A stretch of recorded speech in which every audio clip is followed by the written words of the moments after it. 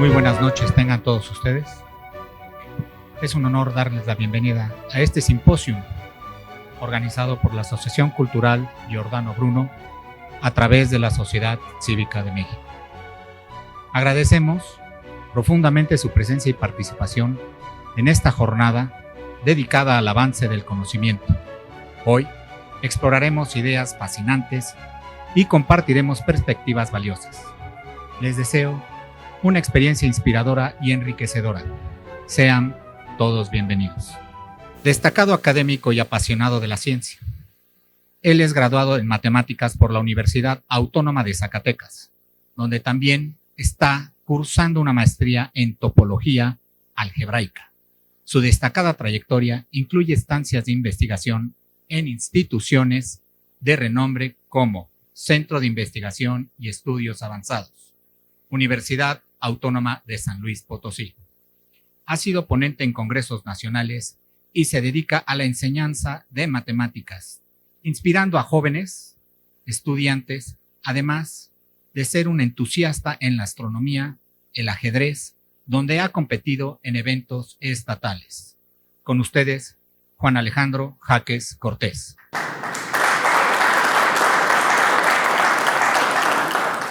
Muchas gracias por la presentación. Buenas noches a todos. Reciban un saludo desde Zacatecas.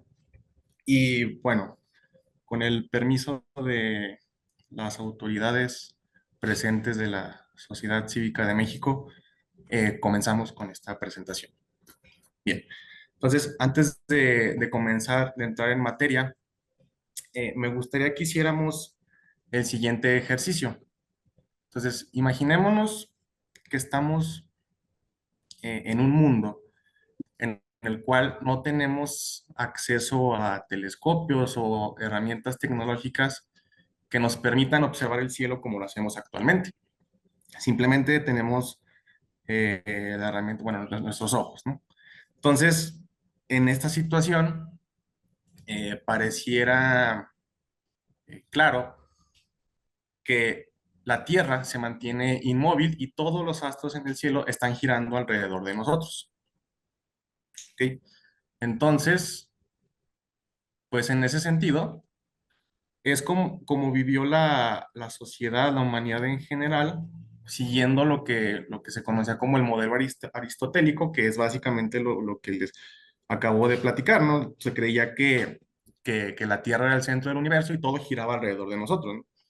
Fue hasta el siglo XVI que llega un señor que se llamaba Nicolás Copérnico, que era un sacerdote y astrónomo polaco, que pues él llega y dice, pues ¿saben qué? Lo que proponía Aristóteles, pues no es cierto, ¿no? En realidad lo que está pasando es que el Sol, así, perdón, la Tierra, así como los demás planetas, los demás astros, pues están girando alrededor del Sol, ¿no? Entonces, por supuesto, por el contexto de la época, pues esto no fue una idea muy bien recibida, obviamente por la mayoría de la gente, pero hubo algunos cuantos que sí estuvieron de acuerdo con este planteamiento, ¿no? Uno de ellos, el hombre por el que estamos aquí, pues es Giordano Bruno, ¿no?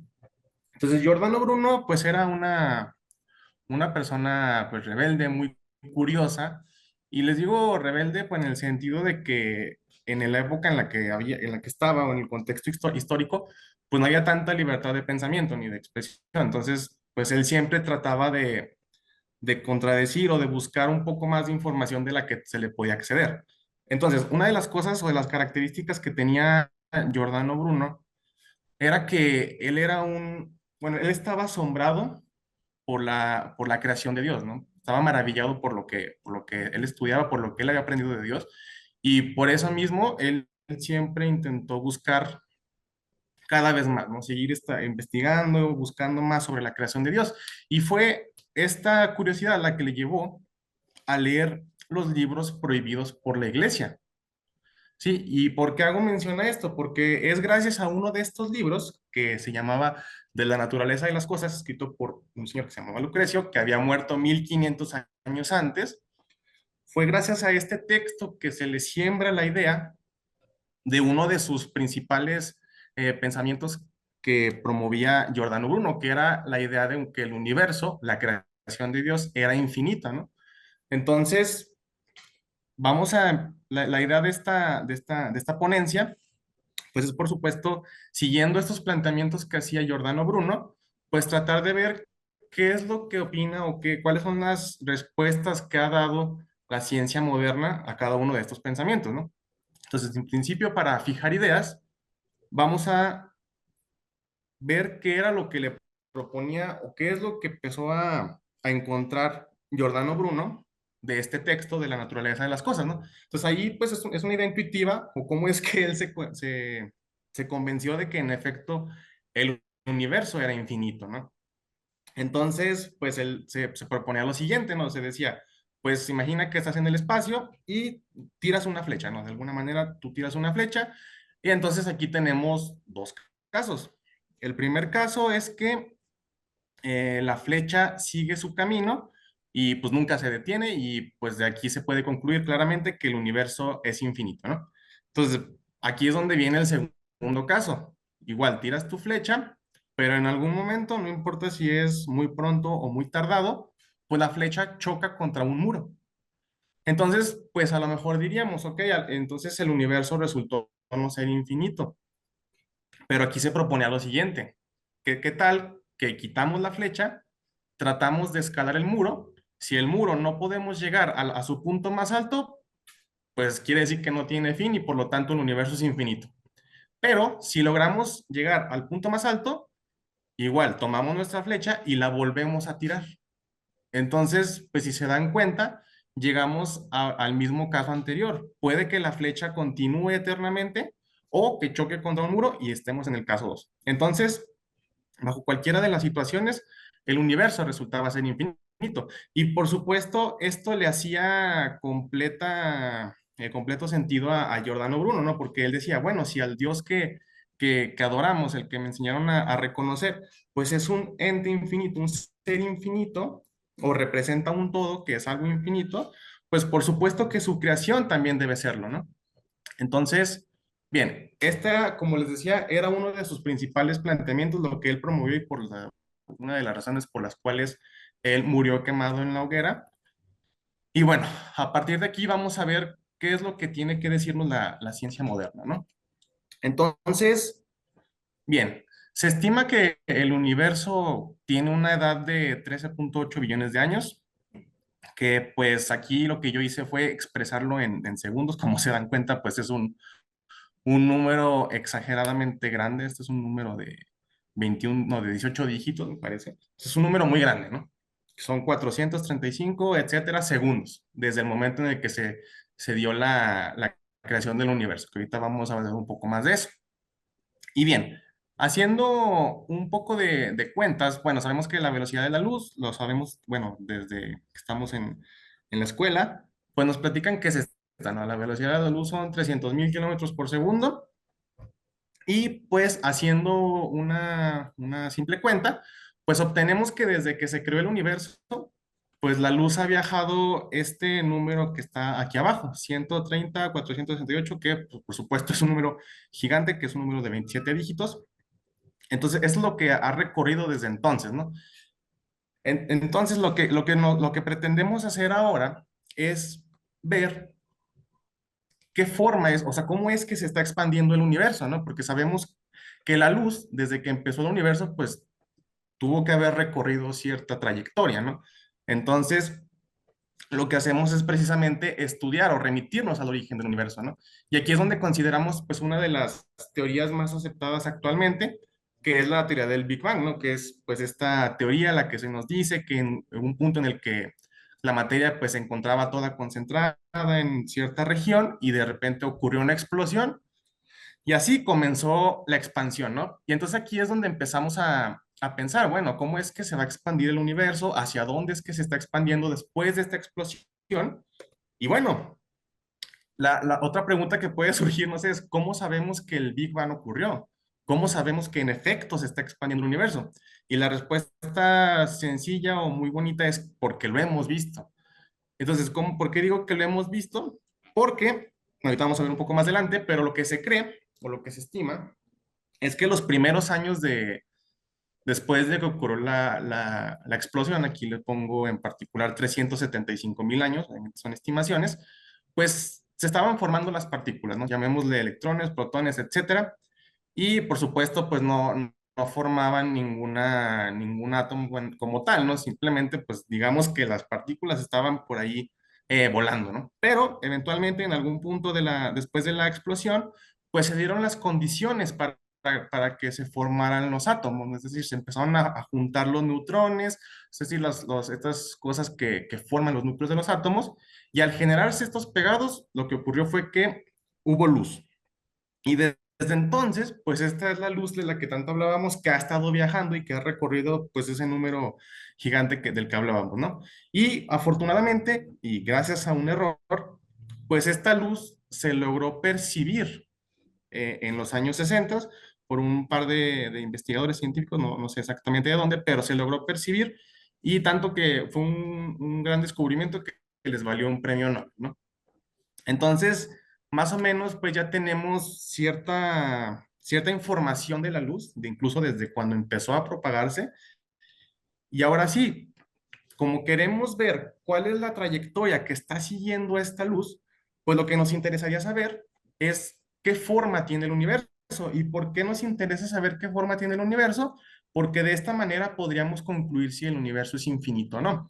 Piensen, por ejemplo, si el universo resultara tener una forma esférica, pues de alguna manera, si nosotros nos paramos en cierto punto y comenzamos a avanzar en línea recta, pues no importa, a lo mejor puede ser mucho tiempo, pero eventualmente pues llegaríamos al mismo lugar del que partimos, ¿no? Concluyendo así que el universo no es infinito. Pero si a lo mejor fuera una forma plana, bueno, no plana como pensamos, a lo mejor como una hoja de papel, pero sí en el sentido de que no existe ninguna curvatura o que no está curvado, y podemos nosotros pararnos en cierto punto y empezar a viajar a través del universo en línea recta y pues nunca terminaríamos, ¿no? Nunca habría un fin. Y es por eso que nos interesa saber qué forma tiene el universo. Y entonces aquí es donde empezamos a valernos un poquito más de la herramienta de las matemáticas, ¿no? ¿Por qué? Porque lo que nos interesa saber es qué tipo de geometría tiene el universo. ¿Por qué les digo qué tipo de geometría? Porque depende de qué tan curvo sea.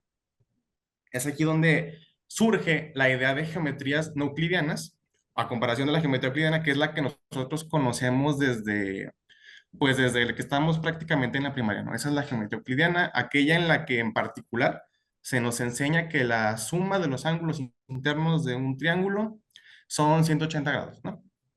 Entonces, a diferencia de las geometrías no euclidianas, pues son un tipo de herramienta la cual se estudia en espacios que esencialmente no son planos. Sí, por ejemplo, aquí pues tienen estos par de ilustraciones, que aquí tenemos una esfera y esto que es como azulito, que se parece como a una silla de montar, que si se dan cuenta, en estas dos ilustraciones tenemos por ahí pues lo que pareciera ser triángulos, ¿no? A lo mejor pues no los triángulos que nosotros conocemos como líneas rectas, pero pues al final son triángulos, ¿no? Y si echan las cuentas, pues nos vamos a dar cuenta que la suma de los ángulos interiores pues no van a ser 180 grados, ¿no? Entonces, por eso que nos interesa saber qué tipo de geometría tiene el universo. Entonces, ¿cómo es que se curva el universo? Pues, o cómo sabemos qué tipo de geometría tiene. Ah, pues entonces aquí es donde seguimos avanzando en el tiempo y llegamos hasta Albert Einstein, ¿no? Que una de sus tantas ideas brillantes que él tuvo fue que, bueno, por supuesto, la primera, la que casi siempre reluce, es que el espacio y el tiempo pues están relacionados de alguna manera. Además que tenemos cuatro dimensiones, tres espaciales y una temporal. Y por supuesto, la más importante y la que tenemos aquí es que la masa y la energía, la gravedad, curvan el universo.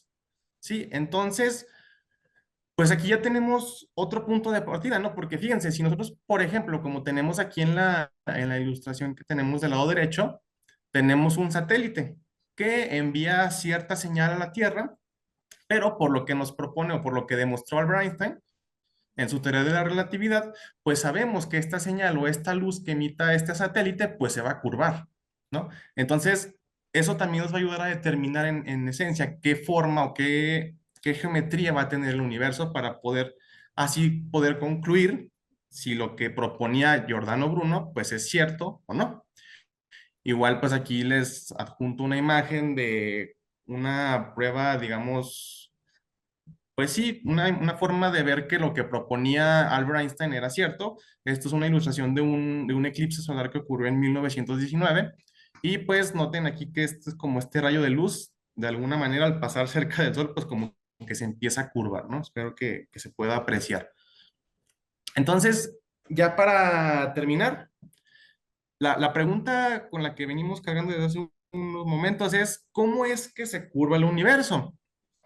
Entonces, la forma en la que se curva el universo, pues va a determinar el tipo de geometría que tiene. Entonces ya dijimos que una forma de saber en qué geometría o en qué ambiente geométrico vivimos, pues es medir los ángulos internos de algún triángulo.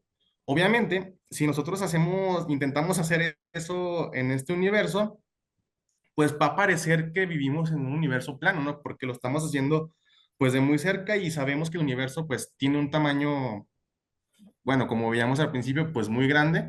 Entonces, si lo hacemos de muy cerquitas, pues va a parecer que siempre es plano, pero la idea es que tengamos que hacerlo de forma global o a gran escala para poder así ver, pues si en efecto los ángulos internos de un triángulo suman 180 grados o más de 180 grados o menos para saber qué tipo de geometría tiene, ¿no? Pero por supuesto, pues es una idea que a lo mejor descartamos por el momento porque no tenemos la forma de ir tan lejos y hacer triángulos a lo largo del universo, ¿no? Entonces, la otra forma que nos queda, pues, es medir la densidad de la materia, ¿no? Porque, pues, la materia y la energía son las que deforman el espacio-tiempo. Entonces, de alguna manera, si nosotros logramos encontrar cuál es la densidad de la materia, pues vamos a poder saber qué forma va a tener el universo, ¿no? Entonces, aquí tenemos, gracias a Albert Einstein y a su teoría, pues sabemos que nada más va a haber de tres. La primera es el caso en el que el universo resulte tener demasiada materia y demasiada energía, pues lo que va a pasar es que la gravedad va a ser mucho más fuerte y en algún momento pues todo se va a empezar a colapsar, se va a empezar a cerrar y resultaría en un universo cerrado. Bueno, aquí tenemos una representación a lo mejor de una esfera, pero pues eso resultaría en un universo finito, ¿no? Igual tenemos la segunda posibilidad, el caso en el que tuviera poca materia y energía, entonces el universo comenzaría a tomar como una forma de una silla de montar, que casualmente ya lo puse antes, porque al final bueno, la gravedad sería un poco más débil y la expansión eventualmente pues terminaría de depender de la gravedad y avanzaría pues sin rumbo, ¿no? Y a lo mejor en algún momento pues todo lo que conocemos resulte en, bueno, simplemente se reduzca a partículas elementales y eventualmente desaparezca, ¿no? Y la tercera opción, que es que el universo tenga pues la cantidad justa de materia y energía, pues en ese sentido, pues resultaría que el universo sería plano porque habría un equilibrio entre la gravedad y la expansión, ninguno tendría más, digamos, poder o fuerza que el otro, y entonces eso permitiría que el universo pues se expanda de una manera tranquila, pues que no haya desequilibrios. Y bueno, entonces, noten cómo partimos de una de las ideas que propuso Giordano Bruno, que igual tomó de otro pensador mucho antes, pero obviamente Giordano Bruno pues no tenía ningún sustento científico que le ayudara a comprobar si su idea era cierta o no, pero ya acabamos de ver con todas estas ideas, por supuesto son ideas muy generales, acabamos de ver que pues la gente sí se interesó mucho por saber si lo que proponía Bruno era cierto o falso. Entonces, pues lo único que nos queda, pues, es seguir esperando a que los astrofísicos, los físicos, los matemáticos o todos aquellos que se encarguen de esto, pues sigan obteniendo más mediciones en particular de la luz, ¿no? Queremos ver más o menos qué trayectoria sigue la luz, esto que acabamos de ver de la densidad de la materia, esperemos que en algún momento, pues, se puedan desarrollar más tecnologías o más teoría que nos permita seguir recolectando más datos del universo para pues en algún momento, sea en mucho tiempo o en poco, pues podamos ver si lo que proponía Giordano Bruno y otros pensadores pues resultaba ser cierto o en su defecto falso, ¿no? Y bueno, pues esto sería todo de mi parte. Les agradezco mucho su atención y muchas gracias. Actual jefe de la División de Neurociencias en el Instituto Nacional de Rehabilitación de México. El doctor Ríos obtuvo su doctorado en Ciencias en Farmacología en el año 1994 en el Centro de Investigación y de Estudios Avanzados del Instituto Politécnico Nacional. Su destacada trayectoria incluye 2 estancias en Londres y Oxford, a invitación del Newton Fund del Reino Unido, bajo el programa de Leaders Innovation Fellowships. El doctor Ríos ha publicado más de 300 artículos en revistas científicas internacionales, con más de 9,000 citas globales. A lo largo de 20 años, ha sido investigador nacional nivel 3 en el nivel más alto del Sistema Nacional de Investigadores de México y coautor de 10 capítulos en libros científicos. Además, posee de 10 patentes internacionales y 15 nacionales. Es miembro destacado de la Academia Nacional de Medicina de México y de la Academia Nacional de Ciencias Farmacéuticas, así como académico correspondiente de la Real Academia de Farmacia de España. Su labor ha sido reconocida con numerosos premios, entre ellos el Premio GEN, el Premio Glaxo Wellcome, el Premio Nacional de Química Andrés Manuel Río en el año 2011 y el Premio al Mérito en Neurología y Neurocirugía, Dr. Manuel Velasco Suárez, en el año 2013. Por favor, unamos para recibir al Dr. Luis Camilo Ríos Castañedas con una calurosa aplauso.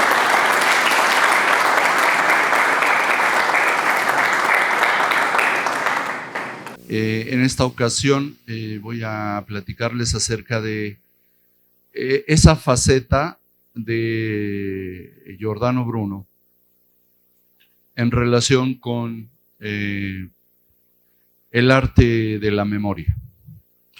El arte de la memoria es el título, de hecho, de el primer libro de Giordano Bruno, publicado cuando él tendría quizá 20 años. Es, desde luego, la pasión de toda su vida, en realidad, el arte de la memoria.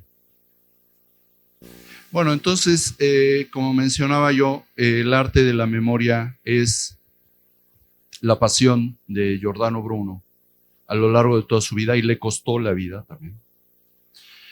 El arte de la memoria en realidad es una actividad académica muy antigua. Algunos historiadores inclusive piensan que fue desarrollada entre los antiguos egipcios, aunque no hay evidencias documentadas de esto. La primera evidencia documentada del arte de la memoria es en la antigua Grecia, especialmente con un poeta griego de la antigüedad, de alrededor del año 500 a.C., y que se llamaba Simónides de Ceos. Simónides de Ceos fue invitado, y esto lo describe Cicerón, fue invitado a una fiesta, precisamente para amenizar, como era poeta. Y entonces él, en esta fiesta a la que fue invitado, empezó a hablar de los gemelos Castor y Pollux en sus poemas. De tal forma que toda la poesía que él virtió en esta fiesta era sobre este tema, y al final el anfitrión le dijo, bueno, pues que te paguen Castor y Pollux, porque estuviste hablando de ellos y no hablaste de mí. Entonces, pues en ese momento ya se levanta Simónides y de repente entran 2 niños y le dicen que se salga porque tienen que decirle algo afuera. En ese momento un terremoto derriba el edificio en donde estaba toda la fiesta con los invitados y el anfitrión. Resulta que todos murieron porque se les cayó encima el edificio. Entonces, al regresar, y esto en realidad es una analogía, ¿verdad? No creo que haya ocurrido tal cual. Regresa y llegan las autoridades griegas y quieren saber quiénes eran porque quedan irreconocibles los cadáveres después de que les cae encima el edificio. Y quieren saber quiénes eran los que estaban ahí. Entonces Simónides agarra y dice, aquí estaba fulano de tal, aquí estaba sutano, y les va diciendo los nombres de los cerca de 100 que estaban ahí en la fiesta. Entonces, esto en realidad, le preguntan, ¿no? Oye, ¿cómo te sabes todos los nombres de todos estos? Bueno, dice, es que yo lo que sé es las posiciones en las que estaban acomodados los invitados. Y aunque ahí ya no podemos reconocer a fulano de tal, pues ahí estaba en esa posición. Entonces, esto es una forma en que se ilustra el método del arte de la memoria. El arte de la memoria consiste en asignar un nombre o un número o un concepto que queramos que nosotros estemos esperando recordar a un sitio o a un lugar específico en un edificio o en una calle, ¿no? Más adelante vamos a hablar del famoso, del hombre más memorioso de que se tiene noticia. Él era un ruso y caminaba por las calles de su ciudad. Entonces se acordaba de cada una de las casas para recordar conceptos. Bueno, vamos a hablar de eso más adelante. Entonces, este es el arte de la memoria, ¿no? La memoria, de hecho, en el caso de Cicerón, era, en su obra de Oratoria, era una de las 5 partes, la memoria es una de las 5 partes o cánones de la retórica. Un buen orador tiene que saber de memoria lo que tiene que decir. O tiene que ayudarse, porque hay veces que los oradores tienen que hacer cosas inesperadas para entretener al público y hablar de temas que no tenían preparados, pero sí tienen que tener en su cabeza bien acomodadas esos conceptos o esas ideas para justamente expresarlas en su pieza oratoria. Se siguió, desde luego, a lo largo de toda la historia. Los romanos usaban el arte de la memoria.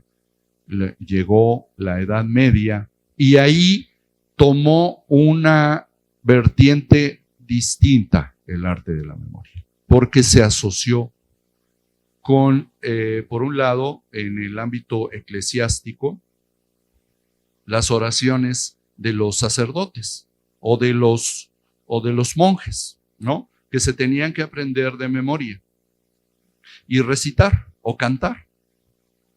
Pero también, por otro lado, había una serie de cosas que se tenían que aprender de memoria y que eran los hechizos, ¿verdad? Entonces, en la brujería o vamos a decir, en la magia, en el sentido más interesante de magia, se tenían que aprender no solamente textos completos, sino también nombres complicados en latín por ejemplo, de los sellos, de los príncipes, de los arcángeles, de las potestades, de todos estos seres divinos para atraerlos a su hechizo mágico. Entonces, de ahí tomé justamente de uno de estos libros en donde se mezcla ya el arte de la memoria con los hechizos, es justamente que podemos llamar un grimorio, que es un libro de magia o de alta magia, y que se llama Ars Notoria. Como ustedes pueden ver, la Ars Notoria de Salomón es la clave cabalística, ¿verdad? La pequeña clave, le llaman algunos. ¿Para qué? Para hacer operaciones mágicas. Esta es una traducción al inglés, la primera traducción al inglés que hubo del texto. Fíjense que incluye las operaciones mágicas, las ciencias liberales, la revelación divina y el arte de la memoria. Entonces, esas son las claves para hacer magia, de acuerdo a este grimorio de la Edad Media. Entonces ya aquí empezamos a ver características diferentes en el arte de la memoria. Ya no es solamente un instrumento para acordarse de las cosas, como era inicialmente, sino un instrumento para acordarse de las cosas divinas, de la magia. Y entonces el artista de la memoria pasa a ser un magus. Este magus del que hablan los antiguos mesopotamios. Y entonces ya empezamos a darle un aspecto esotérico al arte de la memoria. Llega el Renacimiento y empieza a haber un despertar de todo este tipo de temas esotéricos, específicamente porque, como ustedes saben, el inicio del Renacimiento es después de la caída de Constantinopla. La caída de Constantinopla trajo a Occidente muchos textos, entre ellos los textos que habían permanecido fuera de su alcance de los eruditos de Occidente, acerca específicamente de Hermes Trismegisto.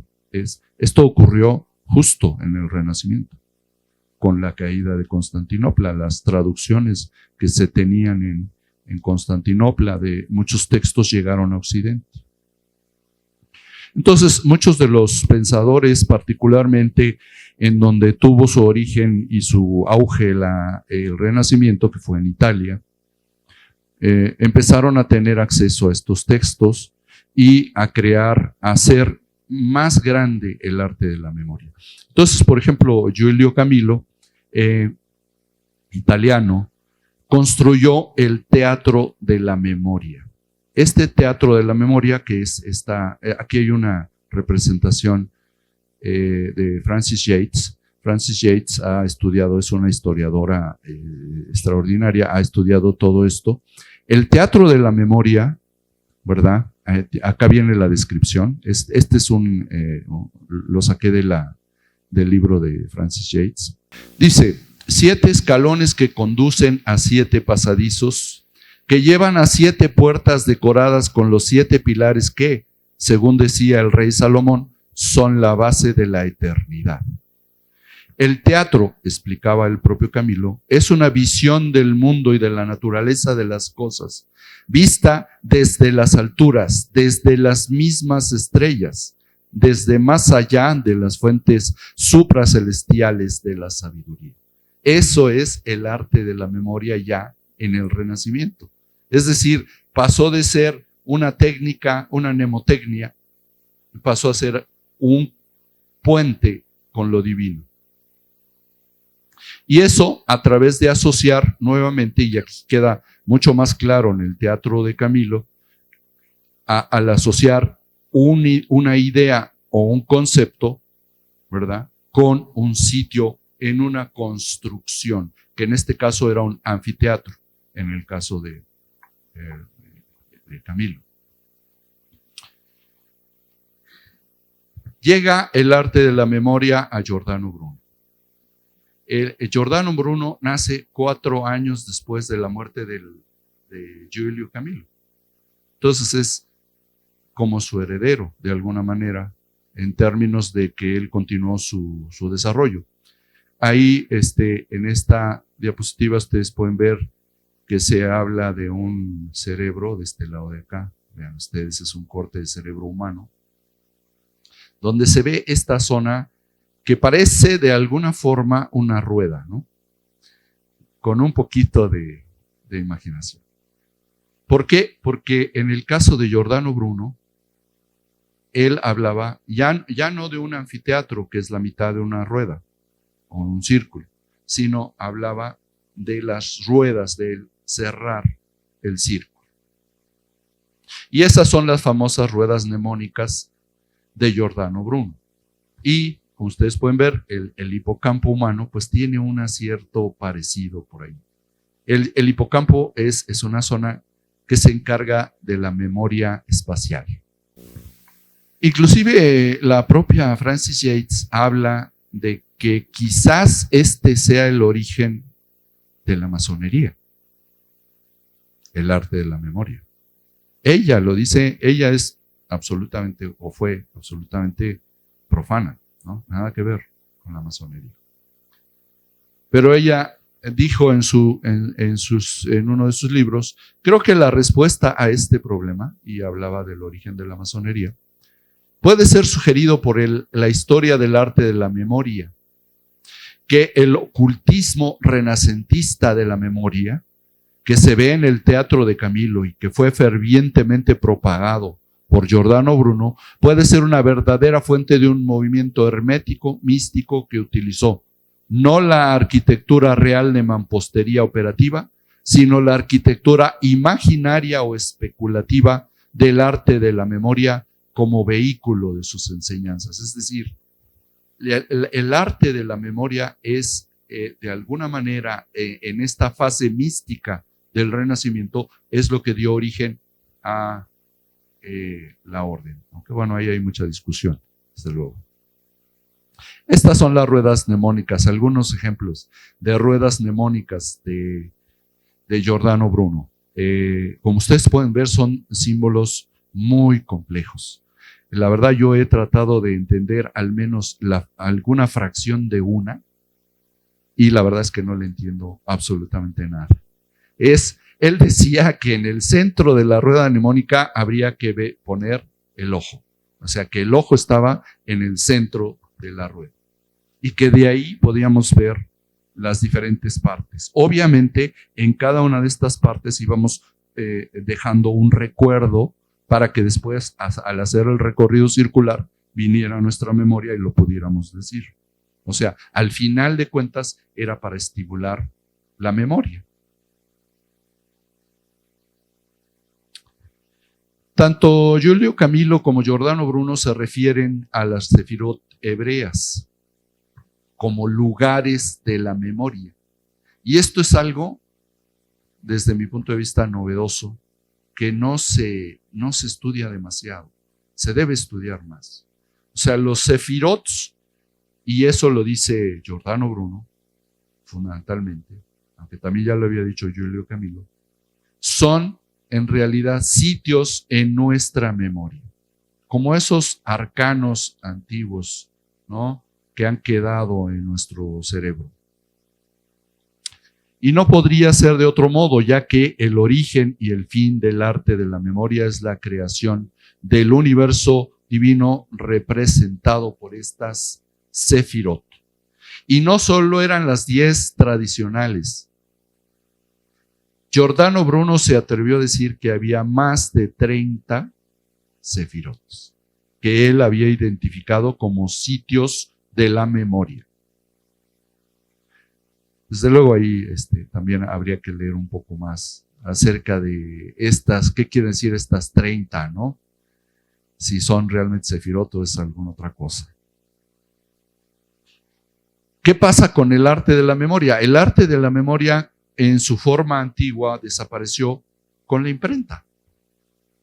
Es decir, pues ya no era necesario que nos aprendiéramos de memoria todo el grimorio o todo el Ave María, porque ahora teníamos un papelito al alcance de todos que podíamos leer y recitar.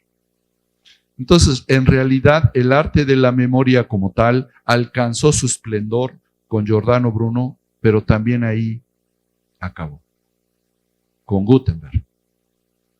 Y entonces, sin embargo, el arte de la memoria se ha seguido estudiando hoy en día. Por ejemplo, aquí está esta persona que es Salomón Chernyshevsky, que estudió Alexander Luria, el ruso que es considerado el padre de la neuropsicología moderna.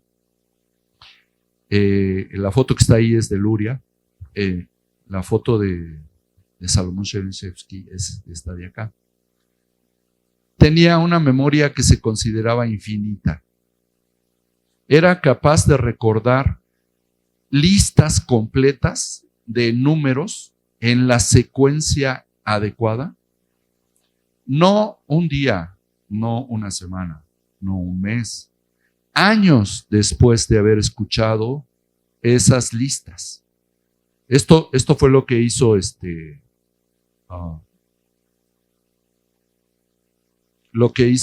Alexander Luria.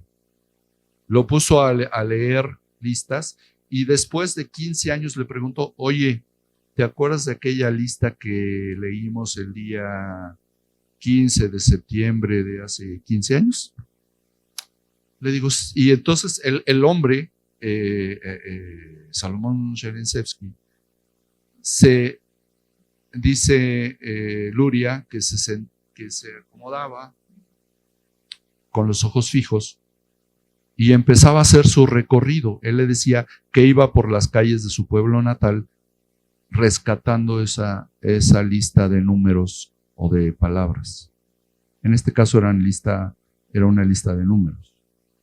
Entonces se quedaba unos momentos y ya le venía a la mente esa lista y le decía a Luria, sí, estaba usted sentado en su escritorio con un traje gris, unos zapatos negros y estaba escuchándome al que yo le repitiera esta lista y le echaba la lista completa, sin error, 15 años después. Entonces, este hombre, Salomón Cherensevsky, tenía varias cosas muy peculiares. Se acordaba de todo lo que había pasado en su vida. Se acordaba de todas estas. De hecho, él vivió toda su vida, gracias a este don, en ferias y circos, haciendo uso de su memoria prodigiosa. Y él decía esto justamente, que hacía un recorrido por su ciudad natal y que iba recogiendo de cada una de las construcciones. De cada una de las construcciones iba recogiendo los números hasta acomodarlos, y como además iba caminando siempre en el mismo sentido, pues siempre podía organizar esos números que estaban guardados en esos edificios de la calle de su infancia. Entonces, se cree que ese es el modo de operar del arte de la memoria. Asociar un concepto, un dato, un número, con un sitio, con una arquitectura específica. Y, bueno, al final de su vida, desafortunadamente, Salomón Cherensevsky no era capaz de olvidar. Y eso lo atormentaba. De tal forma que murió de una cirrosis hepática por el alcohol. Se dedicó a beber alcohol para ver si podía olvidar. Entonces aquí la lección es, pues es bueno tener memoria, pero también es muy bueno olvidar. Gracias.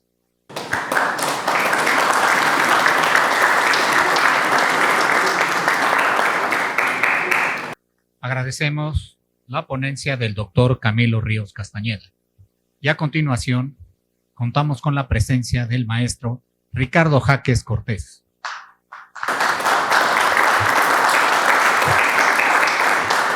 Daremos una breve reseña. Con una sólida formación académica, Ricardo es ingeniero en gestión empresarial por el Instituto Tecnológico de Zacatecas y se especializó en negocios internacionales en la Escuela Superior de Comercio y Gestión de La Rochelle, Francia. Además, ha completado estudios de maestría y doctorado en Economía, Gestión y Políticas de Innovación en la Universidad Autónoma Metropolitana. Cuenta con una formación avanzada en emprendimiento por la Universidad de Boston. Ricardo ha acumulado una vasta experiencia en el sector público y también en el privado, destacándose en gestión tecnológica, consultoría y mejoría en procesos. Su papel como mentor en programas de emprendimiento en Latinoamérica y su participación como ponente en foros internacionales sobre la innovación son testimonios de su impacto en el campo. Actualmente colabora en la gestión de proyectos de innovación y enseña sobre gestión empresarial, innovación y emprendimiento, mientras investiga sobre la innovación en pymes y digitalización en el turismo. Desde el 2017, Ricardo es miembro de la Asociación Latino-Iberoamericana de Gestión Tecnológica y de la Innovación Altec. Participa en redes de emprendimiento tecnológico como ExoBuilder and Silicon Valley. También es miembro destacado en estos años con su presencia. Por favor, démosle un fuerte aplauso para recibir al doctor maestro Ricardo Jaques Cortés. Gracias, pues muy buenas noches a todos, con el gusto de estar aquí en este foro, con el permiso de nuestras autoridades presentes de la Sociedad Cívica de México para la Delegación de la Ciudad de México y con el permiso de todos ustedes. Muchas gracias por la invitación para poder abordar este tema de este personaje que considero fascinante, que además ha dejado un legado muy importante, no solo como lo hemos visto ya para la ciencia, sino también para el desarrollo del hombre, tanto a niveles morales, espirituales, éticos, intelectuales, como lo vamos a ver en esta ponencia que he titulado La filosofía iniciática en el pensamiento y obra de Giordano Bruno. La he dividido en 5 puntos principales, un primer punto teniendo algunas consideraciones preliminares, un segundo punto donde vamos a abordar precisamente pues, a qué nos estamos refiriendo con el tema de la filosofía iniciática, algo de contexto histórico precisamente sobre la época de Giordano Bruno y cómo llegamos a esta conclusión de cómo Giordano Bruno tuvo esta influencia en el pensamiento iniciático, y pues finalmente vamos a ir abordando cada uno de los elementos que podemos encontrar en sus textos que tienen esta influencia en la filosofía iniciática, para después llegar a algunas conclusiones. Entonces bueno, teniendo algunas consideraciones preliminares, vamos a comentar que esta ponencia vamos a realizarla desde 2 perspectivas, ¿no? Una que tiene que ver con una perspectiva histórica, porque luego cuando hemos notado que cuando se abordan precisamente estos temas que tienen que ver con la filosofía iniciática, la filosofía hermética, puede caerse muchas veces en un cierto sentido de lo mítico, de lo fantasioso. Entonces, hemos llegado a este punto donde lo que presentamos aquí trata de darle este cierto rigor histórico, partiendo de investigaciones que se llevaron a cabo en el Instituto Warburg en la Universidad de Londres, precisamente, y de las más importantes, por Frances Yates, que ya se ha mencionado hace un momento, que es una historiadora magnífica que nos dejó un legado muy importante para poder analizar precisamente no solo la influencia de Giordano Bruno en el pensamiento occidental iniciático, sino también en muchas otras vertientes. Posteriormente vamos a hacer una aproximación que yo he llamado una aproximación filosófica, donde hacemos una reflexión, ¿no?, sobre cómo el pensamiento iniciático se ve plasmado en la obra de Giordano Bruno. Entonces, pues bueno, vamos a comenzar precisamente con esta consideración de pues, a qué nos estamos refiriendo con filosofía iniciática, o lo que yo he llamado filosofía iniciática. Y podemos decir, ¿no?, que al final de cuentas, desde el principio de la historia del hombre siempre se ha hecho 3 preguntas universales. ¿De dónde vengo? ¿Qué hago aquí? ¿Y hacia dónde voy? ¿O qué tengo que hacer para alcanzar una mayor trascendencia de lo que estoy haciendo aquí, ¿no?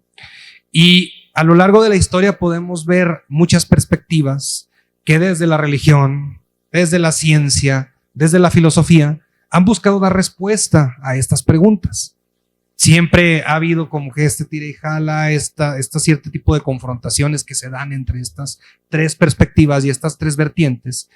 Y podemos decir que hay un punto de convergencia o hay un movimiento donde nosotros podemos encontrar un punto de convergencia en la respuesta a estas 3 preguntas, conjuntando precisamente todas las perspectivas que nos dan la ciencia, la filosofía y la religión. Y es a lo que yo le llamo la filosofía iniciática o la iniciación. Esto, más allá de pensar en la iniciación como un cierto o un mero acto protocolario para poder ingresar a un cierto tipo de organización o sociedad. Nosotros podemos decir que la iniciación implica un proceso de desenvolvimiento del hombre que va más allá del simple hecho de pasar por una formalidad para formar parte de una organización. Entonces es aquí donde decimos que justamente cuando el hombre vive este proceso de iniciación, encuentra las respuestas a estas preguntas precisamente conjuntando estas vertientes filosófica, científica e incluso religiosa desde una perspectiva más elevada, ¿no? Entonces, justamente aquí yo quería rescatar unos párrafos muy interesantes de este autor, hermano de todos nosotros, W. Kirk McNulty, miembro de la jurisdicción sur de los Estados Unidos, que ha rescatado también de manera muy importante varios de los textos de Francis Yates, como vamos a ver más adelante. Y él nos dice, ¿no? Hay un conjunto de conocimientos que es propiedad de la raza humana. Siempre ha estado disponible en cada cultura y en cada periodo histórico. Información sobre esta tradición es presentada en diferentes idiomas que son apropiados para la gente y cultura de un lugar y tiempo definidos. Y detrás del idioma, pues al final de cuentas, el contenido de esta información presentada es el mismo. Este cuerpo de conocimiento está disponible, libre y universalmente para todo aquel que esté dispuesto a buscar. Y se dice que en general un grupo relativamente pequeño de personas elige seguir este conocimiento porque hacerlo requiere una responsabilidad y una disciplina individual sobre sí mismo. Entonces, no todos se animan a seguir este camino que implica esa disciplina y ese rigor para contigo mismo. Finalmente nos dice, ¿no? El sujeto de este conjunto de conocimientos en el mundo antiguo fue llamado los misterios y ahora generalmente es llamado simplemente como la obra. Voy a compartirles también este otro párrafo nada más para darme un mayor contexto sobre este tema de la filosofía iniciática. Este párrafo o esta frase es de un personaje bien conocido por todos nosotros, Albert Pike. Él dice en su libro de Moral y Dogma que precisamente la iniciación nos lleva a obtener el entendimiento de la gran palabra y poseer el gran secreto. Y nos dice, el significado esencial de la gran palabra es el hombre y el gran secreto es el poder de controlar las fuerzas ocultas de la vida interna del hombre. Entonces, la iniciación o la filosofía iniciática nos lleva a que en este sentido de trascendencia, de búsqueda de trascendencia, el hombre pasa por un proceso de transformación que podemos decir que es incluso psicobiológica. Y este proceso de transformación conduce a los seres humanos a mayores niveles de conciencia que a su vez fomentan el bienestar y la evolución de la sociedad en su conjunto. Y digo aquí que es una transformación psicobiológica porque realmente quien se atreve a pasar por este proceso de cambio y transformación interna vive cambios que se notan incluso en su físico. Tengo un buen amigo que es yogi y él me decía, a alguien que está viviendo este proceso se le nota en su cuerpo. Dicen por ahí, para ser torero hay que parecerlo. Quien está viviendo por estos tipos de cambios se le empiezan a notar. Y él me decía algún día, tenemos vicios hasta posturales. Entonces, muchas veces hay que ir corrigiendo también ese tipo de cosas y se empieza a notar cuando vives este proceso. Lo empiezas a vivir. Entonces, cuando hablamos de filosofía iniciática, estamos precisamente hablando de este proceso de búsqueda de trascendencia del ser humano para pasar por estos procesos de transformación que lo lleven a alcanzar un mayor nivel de conciencia. Entonces, justamente entramos ahora a esta parte del contexto histórico, precisamente para ver cómo es que podemos encontrar esta información en el pensamiento y obra de Giordano Bruno. Situémonos pues en la época del Renacimiento, se mencionaba ya hace un momento, donde existían dos perspectivas de pensamiento que contribuyeron a la conformación del pensamiento occidental como lo conocemos actualmente. Una que estaba dominada por el escolasticismo de la Iglesia Católica, dogmático, impositivo, que le decía al hombre, tienes que ir por este camino, por este rumbo, y donde ponía la visión de ese Dios que estaba ahí arriba moviendo los hilos externo al hombre, ¿no? Por el otro lado, tenemos el humanismo caracterizado principalmente por el pensamiento de la filosofía griega, donde se plantea precisamente que pues, el hombre es el dueño de sus circunstancias. Entonces, es el hombre en esta perspectiva reflexiva de la filosofía, donde pues, el hombre va buscando ese sentido de trascendencia. Entonces, encontramos que a lo largo de toda la evolución del pensamiento renacentista existió esta pugna constante entre estas dos vertientes, el escolasticismo dogmático de la Iglesia Católica y el humanismo reflejado principalmente por el pensamiento de la filosofía griega. Pero, y aquí, eso está muy bien documentado tanto en los textos de Yates, de Francis Yates, como en otros documentos que tienen un rigor histórico muy importante, se hicieron en el Instituto Walbrook de la Universidad de Londres. Nos habla de que, paralelo a todo esto, existió un movimiento, así le llaman, un movimiento, y lo veíamos hace un momento, se mencionaba así. Existió un movimiento que estaba caracterizado porque rescató elementos muy importantes del pensamiento neoplatónico, de la filosofía hebrea oculta y de la filosofía hermética, que precisamente reflejaban de una manera muy importante este punto de convergencia entre lo filosófico, lo religioso y lo científico para dar estos elementos de una mayor trascendencia del hombre, de decirle al hombre, tú eres dueño de tus circunstancias, pero estás conectado también con algo superior a ti, que es lo que te permite avanzar en este proceso de trascendencia. Y se dice que esto fue un factor muy importante en el desarrollo cultural del Renacimiento. Por ahí vienen algunas de las obras de Yeats, cito algunas al final como recomendación para que puedan revisarse, pero precisamente rescata Yeats como este movimiento tuvo una influencia muy importante y que incluso formó una cadena de enseñanzas que llegó para conformar la estructura de diversas organizaciones y modelos iniciáticos actuales. Uno de ellos, bien conocido por todos nosotros, la masonería. Entonces, aquí nosotros podemos ver cómo hubo muchos personajes que formaron parte de este movimiento. Muchos de ellos científicos prominentes, filósofos prominentes. Entre ellos, Francesco Giorgi, Francis Bacon, John Milton, Piccolo della Mirandola, John Dee, Marsilio Ficino, y ya más recientemente se habla también de que pertenecieron a este movimiento Elias Ashmole e Isaac Newton. Isaac Newton incluso tiene un libro de alquimia. Entonces se dice que incluso también toda esta cadena de enseñanzas llegó, gracias a ellos, a dar las bases muy importantes para la conformación de la Royal Society en Inglaterra, y que la Royal Society también tiene elementos de este movimiento y de esta filosofía en sí, y que eso también contribuyó de forma importante a la conformación de modelos y de estructuras y órdenes iniciáticas posteriormente. Entonces, dicho esto, vemos que formaron parte de este movimiento diversos pensadores, diversos personajes, y uno de ellos, uno de los más notorios, de los más importantes, precisamente fue Giordano Bruno. Giordano Bruno formó parte de este movimiento, dejó evidencia muy palpable y muy importante en muchos de sus textos sobre la filosofía iniciática. Y pues bueno, podemos ver que sus aportaciones fueron diversas, pero nosotros, por lo menos yo lo que hago aquí es considerar que están principalmente relacionadas con tres aspectos. Uno, su visión del universo y la conexión que hizo de su visión del universo con la filosofía hermética y la filosofía hebrea oculta.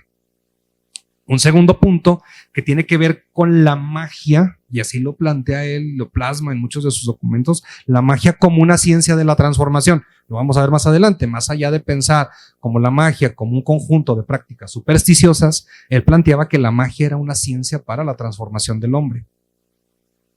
Y finalmente, un elemento que tiene que ver con una propuesta de espiritualidad desde una visión que fue totalmente heterodoxa para la época. Entonces vamos a ir abordando algunos de los puntos que podemos considerar aquí, donde podemos ver que está precisamente o cómo está reflejada esta idea de la filosofía iniciática plasmada en la obra de Giordano Bruno. Primeramente, rescatamos este punto donde hablamos de su visión del universo y su perspectiva sobre la divinidad. Esto fue uno de los aspectos más distintivos y revolucionarios de su filosofía. Incluso esta fue una de las principales razones por las que Giordano Bruno fue perseguido por la Inquisición en su rechazo a la religión ortodoxa.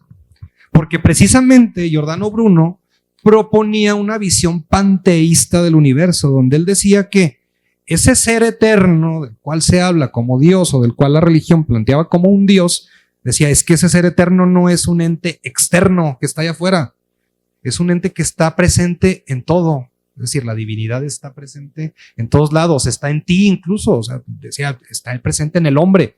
El hombre puede aspirar a alcanzar esos niveles superiores de conciencia porque Dios es, él es parte de Dios. Entonces, él justamente decía esto, Dios y el universo son inseparables. La divinidad no está parte del mundo, sino que está presente en todo. Y pues justamente, ¿no? Pues esto fue lo que fue una de las razones por las cuales la Iglesia Católica empezó a perseguirlo. Dijo, pues cómo esto va a romper precisamente con el mecanismo de control donde yo meto este temor en los seres humanos, en las personas, y pues que alguien venga y le diga, no, es que sabes que tienes una potencialidad en ti que te permite trascender. Pues precisamente fue una de las razones por las cuales Bruno fue perseguido por la Inquisición y pues finalmente tuvo el destino que ya todos conocemos. Otro punto importante pues es que todo está interconectado y ahorita vamos a ver también cómo esto se relaciona mucho con el arte o con el tema de la memoria, como lo planteaba Bruno, y cada parte del cosmos contiene esa chispa divina. Entonces, esto nos da una pauta muy importante justo también, incluso para hablar desde el inicio del simposio, cuando se hablaba de esta parte del tema del universo infinito, precisamente, o sea, estamos hablando de que está planteando que todo está interconectado, todo tiene esta chispa y pues hay algo que va moviendo el universo en sí, ¿no? Entonces, llega otro punto, habíamos hablado de cómo Giordano Bruno conectó, gracias a la afiliación, no fue afiliación porque no existía una estructura organizada como tal de este movimiento, fue más como disperso entre varios de los pensadores que fueron recopilando información y conocimiento sobre esto, pero como parte de este movimiento él fue un gran defensor de la filosofía hermética, donde uno de los postulados más importantes pues tiene que ver con esta correspondencia entre el macrocosmos y el universo y el microcosmos y el ser humano, por un axioma que es bien conocido, que está incluso reflejado en un documento iniciático por excelencia, que dice pues, que como es arriba, todo es abajo. En este sentido, él combinó elementos de la alquimia, de la astronomía y de la magia hermética, promoviendo la idea de que este conocimiento oculto podría ayudar al ser humano a alcanzar estados superiores de conciencia. Es decir, no era nada más decir, pues está reflejada esa chispa en ti, ¿no? Y pues ahí está. No, sino era de, ¿qué tengo que hacer? Precisamente en la respuesta a estas tres preguntas que hago aquí, de dónde vengo y hacia dónde voy, en esa respuesta hacia dónde voy, pues ¿qué tengo que hacer para poder alcanzar ese algo superior que está en mí? Entonces, ahí hay un punto importante también de cómo Bruno rescató estos elementos de la filosofía hermética en sus textos y en su obra.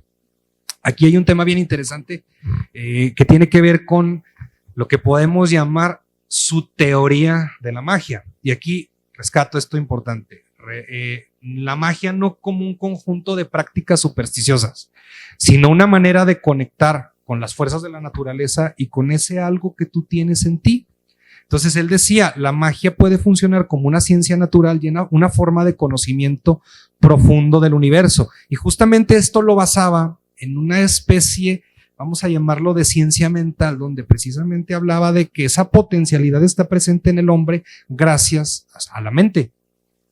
Y el hombre se vuelve dueño de sus circunstancias cuando aprende a controlar su mente y aprende a dominar esas fuerzas interiores a partir del conocimiento de sí mismo.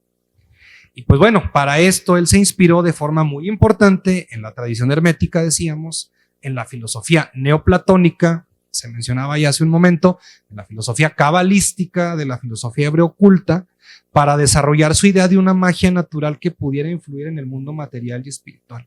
Y aquí esto tiene que ver con ideas y elementos muy palpables que nosotros podemos ver en diferentes elementos de nuestro contexto iniciático, de nuestra organización, donde pues al final hay pautas que van estimulando estos procesos de transformación a través de ciertos elementos que vamos ejecutando, ¿no? Entonces, esto tiene que ver precisamente con su teoría de la magia, como en la forma en la cual existen ciertas técnicas donde a través de las imágenes se estimula la vida interna del hombre. Dicen por ahí que al final de cuentas el cerebro humano reacciona mejor al estímulo de las imágenes mentales y una imagen habla más que 1000 palabras.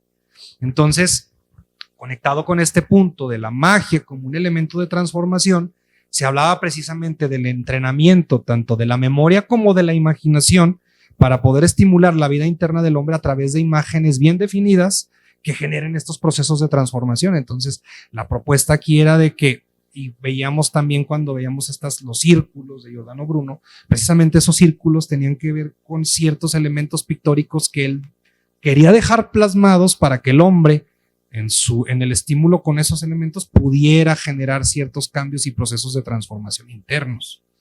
Entonces aquí él decía también que este tema de la idea de la memoria estaba vinculada al concepto de la magia, donde los símbolos y las imágenes mentales pueden influir en la realidad del hombre. Eso puede propiciar procesos de transformación internos en el hombre.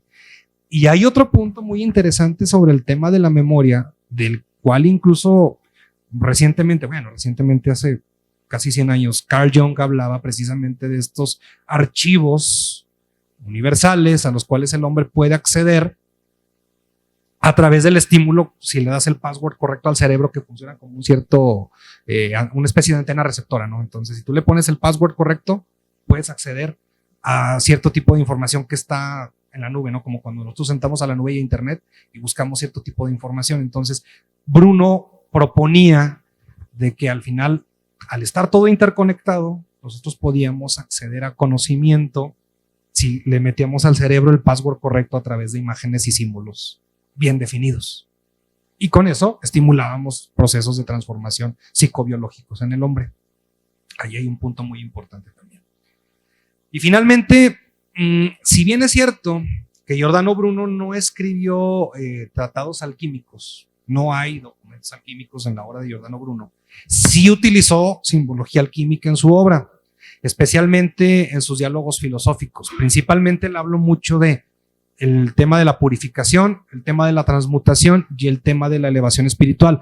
Principalmente hay uno de sus textos que es el de la causa, el principio y el uno, donde hay elementos alquímicos muy marcados en la obra de Giordano Bruno. No se sabe específicamente si Giordano Bruno tuvo ciertas claves alquímicas muy específicas que según los alquimistas manejan, pero se habla de que sí tuvo cierto conocimiento que dejó plasmado de cómo el hombre puede llevar a cabo estos procesos de purificación, transmutación y elevación espiritual a través tanto del tema de las imágenes, de los símbolos y del estímulo a través de lo que él llamaba su teoría o de lo que se le llama su teoría de la magia. Entonces, aquí vemos pues cómo sí hay muchos elementos de la obra de Giordano Bruno que están muy conectados con este tema de esa búsqueda de trascendencia y de este proceso de transformación que busca el hombre para alcanzar ese estado llamado iniciación.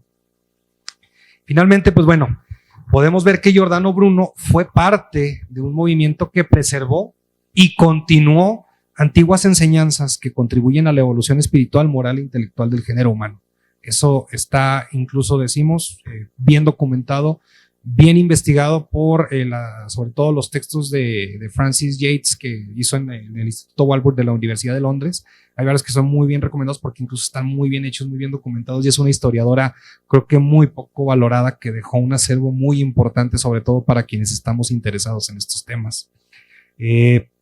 Otro tema tiene que ver pues con las importantes contribuciones que desde su cosmogonía abarcan diferentes materias en la actualidad, desde la astronomía, la psicología, la química, la física. Vemos cómo dejó plasmados muchos elementos que contribuyen tanto al desarrollo social material del hombre, pero que también contribuyen a esa búsqueda de trascendencia de lo interno en el hombre, ¿no? Entonces, aquí pues considero que lo importante es que se pueda profundizar en el impacto que tuvo este movimiento al cual perteneció Giordano Bruno para la conformación de la sociedad occidental moderna. Si nosotros analizamos y profundizamos en muchos de los aspectos que tuvo este movimiento en la época renacentista, vemos que mucho de esto está muy bien reflejado en cómo nosotros percibimos la sociedad occidental moderna. Y pues bueno, al final de cuentas, esto tuvo una contribución muy importante para la constitución de organizaciones, órdenes iniciáticas que promueven estas formas de conocimiento en la actualidad.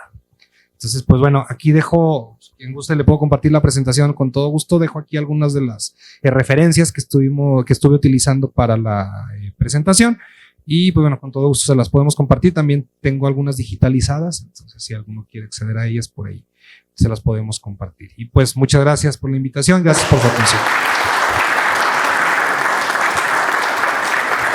Agradecemos la ponencia del maestro Ricardo Jaques Cortés.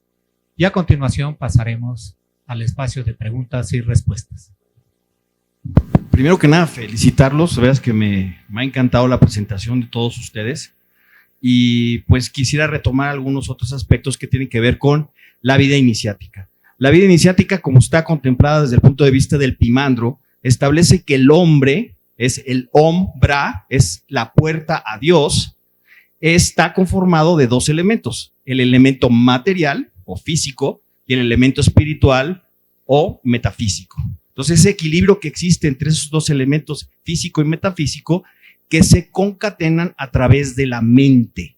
Por eso se refiere a la mente como Mem, agua, y que justamente es el sendero del ahorcado que se encuentra entre Jod, que es la memoria, y que se une con Geburah para poder ascender, donde se desarrolla esa guerra, de ese Marte, esa guerra, donde estás luchando entre los códigos materiales y los códigos divinos. El objetivo del elemento iniciático es justamente destruir los elementos materiales y exaltar los elementos divinos, lo cual no ocurrió con la historia de Caín y Abel.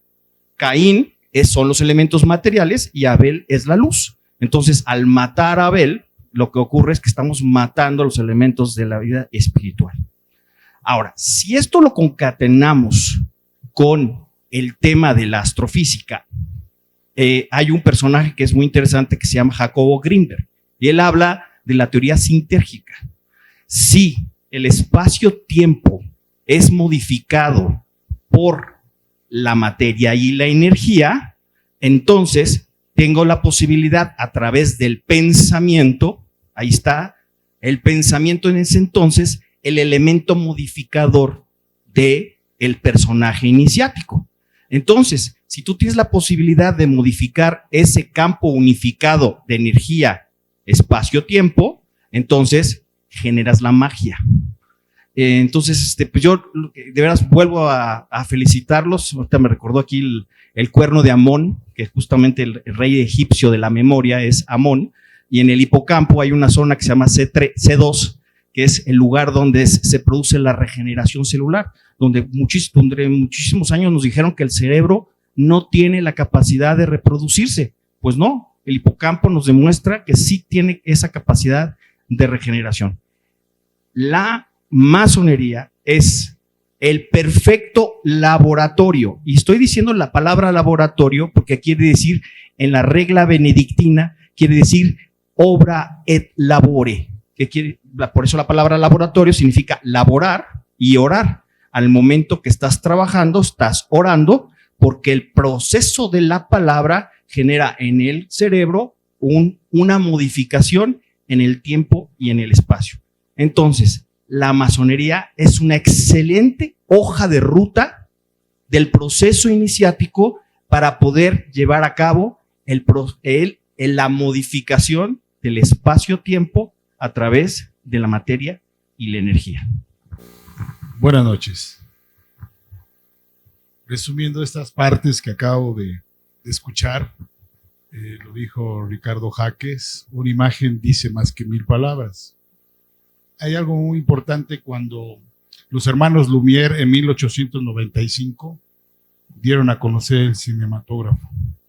Y una de las obras más importantes, y que también se ve en este laboratorio, como dice mi hermano Kinkel, es algo de la masonería.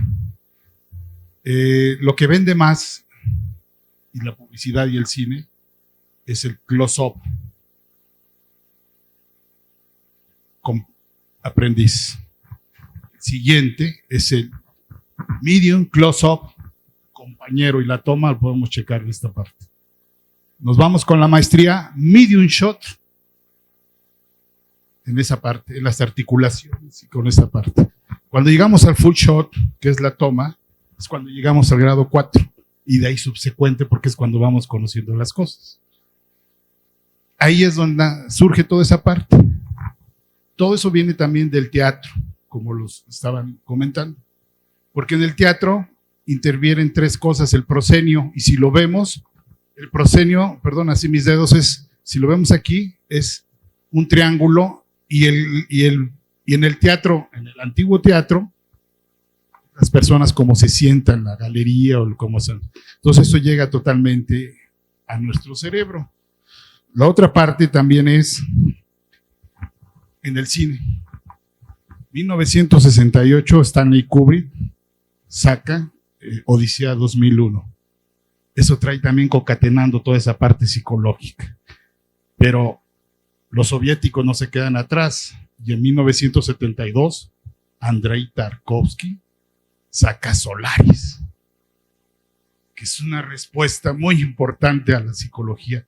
Bueno, precisamente en diciembre de este 2024, tiene 20 años que Nolan sacó Interestelar, que son unas respuestas muy importantes, y yo lo llevo a esa parte de conocernos, conócete a ti mismo, conocerás a Dios y al universo, y bueno, eso es lo que yo pude relacionar con toda esta bonita retroalimentación. Muchas gracias. De lo que acaban ustedes de expresar, surgen muchas cosas, y yo quisiera dejar a los mismos ponentes una reflexión que quisiera que me ayudaran a realizar. Giordano Bruno no solamente fue perseguido por una sola inquisición, recordemos que en el contexto fueron varias inquisiciones las que existían. A él lo persiguieron la Inquisición romana, le existió la Inquisición anglicana, y a él, de hecho, lo pidió la Inquisición romana y se lo arrebató a la Inquisición veneciana, que ya lo tenía castigado. Un personaje que lo estaban persiguiendo por el contexto en el que se desarrolló él. Su pensamiento divino se generó conflicto con la Iglesia Católica precisamente por no aceptar la Divina Trinidad, que era el dogma que en ese momento le estaba impulsando la Iglesia.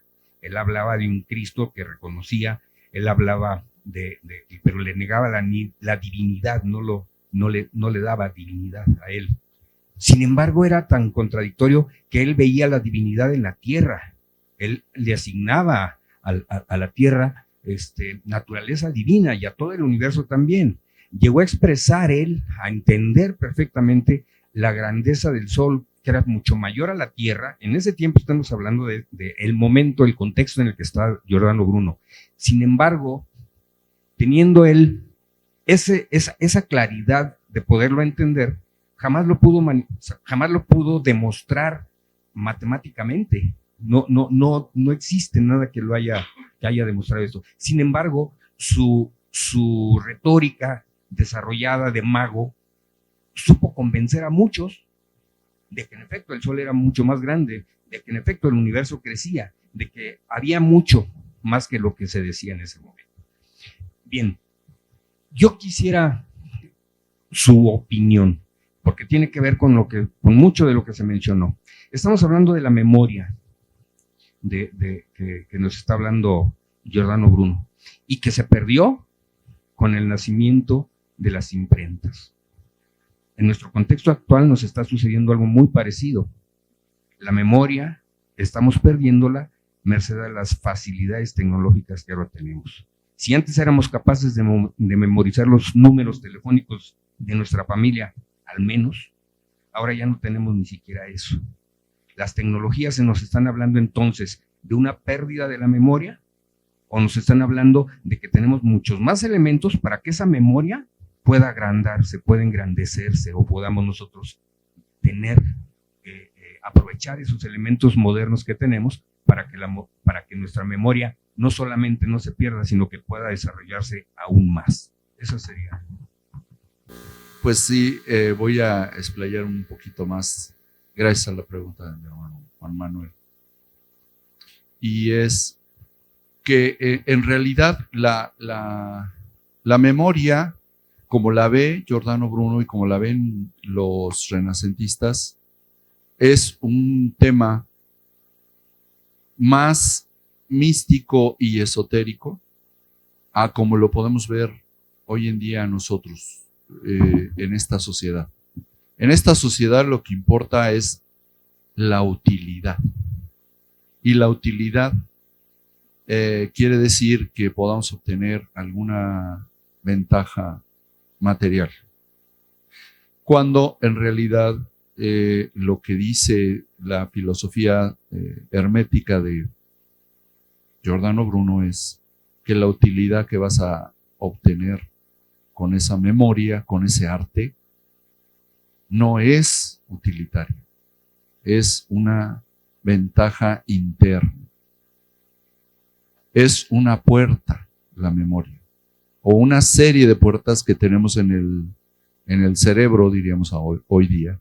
En esa época pues era la mente.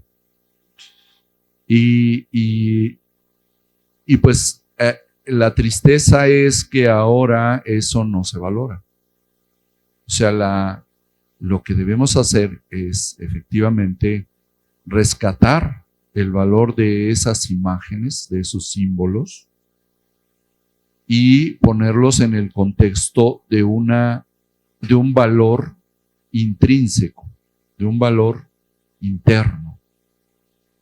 Si no hacemos esto, no vamos a avanzar como humanidad, porque podemos tener todo el conocimiento del mundo, pero si no crecemos espiritualmente, la humanidad no va a ir muy lejos. Ese es mi punto de vista. Y vaya que yo me he dedicado a la ciencia toda mi vida, pero creo que la ciencia debe tener atrás a la conciencia. Y que si vas a desarrollarte como un gigante en las cuestiones materiales y como un enano en las cuestiones espirituales, pues no vas a llegar a ningún lado, ni como persona, ni como sociedad. Y es aquí donde entra la masonería, justamente, desde mi punto de vista. La masonería le puede dar a esta sociedad un enfoque diferente. Un enfoque en el cual la espiritualidad sea tan importante o más que las cosas materiales. Y entonces la respuesta es sí, me da temor de pensar que en esta sociedad nos olvidemos de la memoria, pero no de la memoria de recordar números, no. Es incidental desde mi punto de vista. Sino que nos olvidemos de los rituales, que nos olvidemos de que los rituales tienen que ser hechos de memoria. ¿Por qué tienen que ser hechos de memoria? En otras jurisdicciones, sin comparar desde luego, se tiene que aprender de memoria toda la liturgia.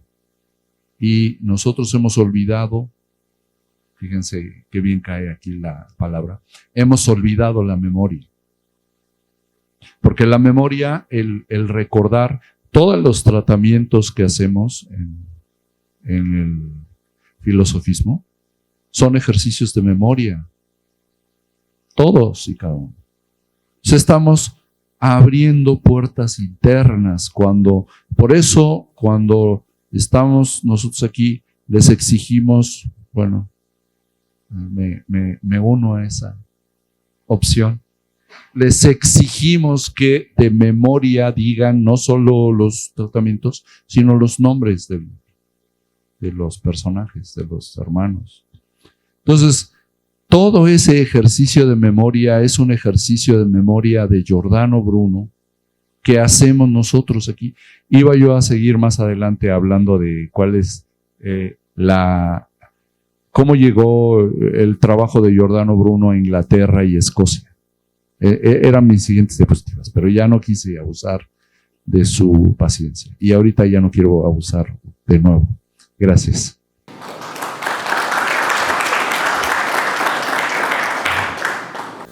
Bueno, creo que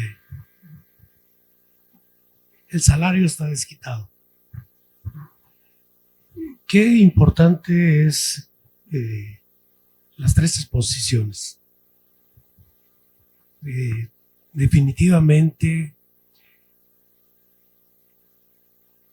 qué bueno que estamos aquí, personas que de alguna manera somos iniciados y que debemos entender que los conceptos, las palabras, pueden tener un significado diferente para el común, pero tiene un significado específico para el iniciado. Qué bueno que este evento esté organizado por una sociedad cultural, Giordano Bruno, por la Sociedad Cívica de México, por el Supremo Consejo de México, y que esté dedicado fundamentalmente a los masones que se encuentran tratando de entender cuál es la ruta para ser un caballero Rosacruz. No se vino a hablar aquí de cuestiones, aunque se usaron términos magia, fantástico, etcétera, de cuestiones ajenas al conocimiento o al estudio de un masón del grado 18. Y es importante lo que dijeron los comentaristas también, que enriquece las exposiciones brillantes, las tres que hemos escuchado. Definitivamente, la cosmogonía que desarrolló Giordano Bruno le trajo muchos problemas. ¿Cómo se atrevía a avanzar un poquito más allá de lo que había planteado Copérnico respecto de la infinitud del universo? Y él tenía un razonamiento sustentado en su formación como sacerdote.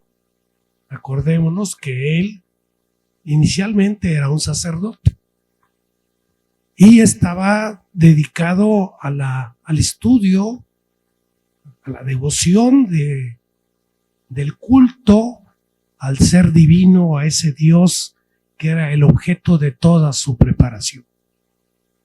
Y trató de entender la relación entre el creador y su creación. Y dijo, ¿cómo puede el creador querer algo que no tenga sus mismas cualidades? Eso es una blasfemia para los sacerdotes de la época. Y por eso tuvo que huir de su celda de estudio, porque hizo muchos cambios. Él decía que bastaba con entender el significado de la cruz para entender lo que era la religión católica o cristiana. Y entonces había una serie de cuestionamientos que estaban implícitos en sus planteamientos, como la virginidad de la Virgen María, por ejemplo, o de la Trinidad, y una serie de elementos, o cuestionar al mismo Aristóteles, tratando de desarrollar un poco más su pensamiento. Entonces era muy cuesta arriba venir y plantear una comprensión diferente de los conceptos de la época en aquellos momentos. Y hablamos también de su mnemotecnia. Su primera obra fue precisamente El arte de la memoria, que la escribió y se la dedicó al rey y se ganó su favor y lo ayudó y lo impulsó a seguir estudiando, pero luego se arrepintió porque aprendía más cosas. Y efectivamente la memoria es un instrumento que posee el cerebro para ayudar al desarrollo personal. No se puede entender una persona que no pueda recordar elementos sustanciales sobre los cuales va a basar el conocimiento y el aprendizaje para el siguiente paso. Y sí, Juan Manuel lo plantea y también Luis Camilo, estamos viviendo una época que ya se vivió porque la humanidad repite los errores. Estamos dejando en manos de la tecnología, estamos dependiendo nuestro desarrollo interno del conocimiento tecnológico que tengamos. Y eso genera una dependencia y eso limita nuestra libertad, condiciona nuestro desarrollo, nuestro aprendizaje. Y no olvidemos que somos iniciados. La masonería es por esencia una escuela iniciática. Y una escuela iniciática no debe perder el rumbo, debe seguir la ruta trazada desde el día en que nosotros fuimos iniciados en el primer grado de la masonería. Y recordar cuál fue el propósito de esa iniciación. ¿Cuál fue la principal enseñanza? Hace un momento lo planteó Carlos Riera King. El equilibrio. El equilibrio entre materia y espíritu. El equilibrio entre el ser físico y el ser espiritual. No se puede crecer internamente si hay desequilibrio. Si yo le dedico más importancia a mi desarrollo intelectual, probablemente mi desarrollo físico sea deficiente. Y vemos muchos casos de genios que tienen una estructura física deprimida, por decirlo de alguna manera. O vemos gente que tiene un desarrollo físico extraordinario, musculoso, pero su desarrollo mental no es equiparable. ¿Y esto qué nos dice? Esto lo vemos en la práctica. ¿Qué nos dice? Que tenemos que retomar el camino del equilibrio. Por eso Giordano Bruno se estudia en este grado, porque nos deja un legado de reflexiones que, si bien no se entendieron en su época, porque efectivamente, como decía Juan Manuel, el juicio de Giordano Bruno por la Inquisición romana duró entre 6 y 8 años. ¿Por qué? Porque no podían condenarlo, porque no entendían su pensamiento.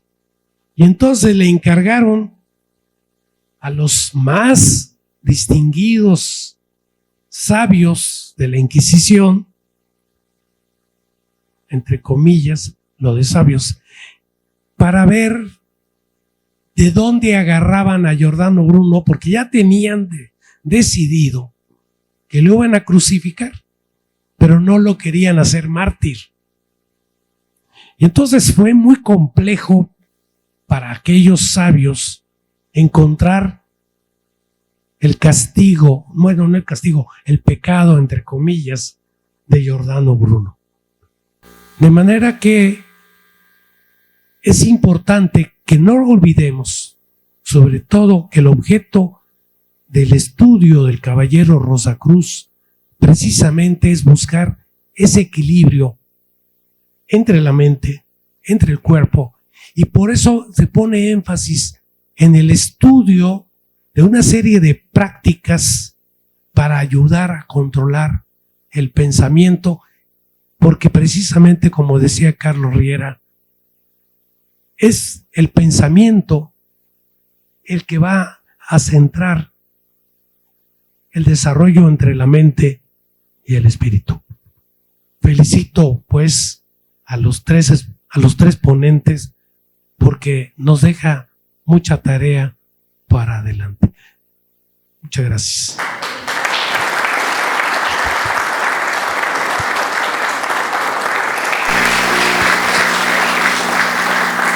Buenas noches a todos. Antes que nada, agradecerle su asistencia, agradecerle el espacio al ingeniero Juan Martín Valtierra Nájera, Gómez de Silva Cano, nuestro subdelegado adjunto, y el tesorero de la sociedad cívica y sus representantes, y su secretario general. Antes que nada, es muy importante para nosotros, en una larga tradición de Giordano Bruno, el poder realizar este tipo de eventos, porque lejos de estar continuamente dentro de los talleres exponiendo y trabajando ciertos temas en particular, a veces encasillamos nuestros trabajos solamente al aspecto litúrgico. Y este tipo de foros nos sirven para conocer a estos personajes que a veces dejamos de lado o simplemente no los estudiamos en lo largo de nuestra trayectoria dentro de los grados filosóficos. Era muy importante para nosotros poder conocer estas aristas o estos aspectos a tratar de Giordano Bruno, debido a su trascendencia dentro del grado 18, del grado 15 hasta el grado 18, y en esta parte interna y externa que nosotros llevamos dentro de nuestros desarrollos de los trabajos. Era muy importante la participación por parte de los hermanos del Supremo Consejo de México, el poder participar y poderlo conocer, toda vez de que la mayoría de las veces dentro de los trabajos a veces estamos, como dice el doctor Luis Camilo Ríos Castañeda, enfocados en simplemente ir ascendiendo en grado a grado sin profundizar en todos los aspectos y todos los personajes que participaron y colaboraron en estos trabajos tan particulares propios del grado, ¿no? Queremos agradecerle el espacio a la sociedad cívica que nos permite llevar más allá nuestro conocimiento con este tipo de simposiums que permiten la participación tanto del público como de los expositores para poder expandir el conocimiento y aprovechando la gran capacidad con la que cuenta el Supremo Consejo de México, con las mentes privilegiadas que nos dan esa expansión para los que vamos aprendiendo y adquiriendo este tipo de conocimientos. Queremos agradecerle infinitamente el espacio al ingeniero Juan Martín y que esté preocupado por esta parte y estos trabajos, donde los talleres no nada más, o los capítulos no nada más estén encerrados dentro de sus trabajos litúrgicos, sino que lleven más allá y expandan a la sociedad cívica, porque es el trabajo profano que la mayoría de las personas va a lograr ver o va a poder migrar este conocimiento que pues tanta falta hace, ¿no? Sobre todo, por ejemplo, recuperar un tema tan importante como es el tema de la memoria. Hemos perdido a lo largo de los años esta parte de poder aprender las liturgias y poder llevar a cabo ese proceso de memorización, ¿no? Que aquí hacemos un ejercicio importante desde aprendernos los nombres, los grados, los cargos en particular, y eso ha permitido generar estos trabajos que bien venía realizando Giordano Bruno y que se perdieron ahí un poco por la parte de la imprenta. Sin embargo, pues la masonería en esta parte de estudio filosófico pues ha estado adquiriendo y retroalimentando todo el tiempo. Yo soy un ferviente creyente que esta institución ha generado los liderazgos más importantes de todo el mundo. Entonces no tiene por qué ser o cambiar algo al respecto. Solamente hay que impulsar un poco más a los hermanos en esta parte de los liderazgos para poder llevar afuera los talleres para que puedan tener este tipo de eventos y este tipo de exposiciones que permiten esa retroalimentación entre los hermanos y ya después hacia el público en general. Y bueno, pues no me queda más que agradecerles y concederle la palabra a nuestro presidente de la Sociedad Cívica de México y que al terminar nos apoye para poderles dar un reconocimiento a nuestros expositores y por el espacio al ingeniero Juan Martín y a nuestro delegado.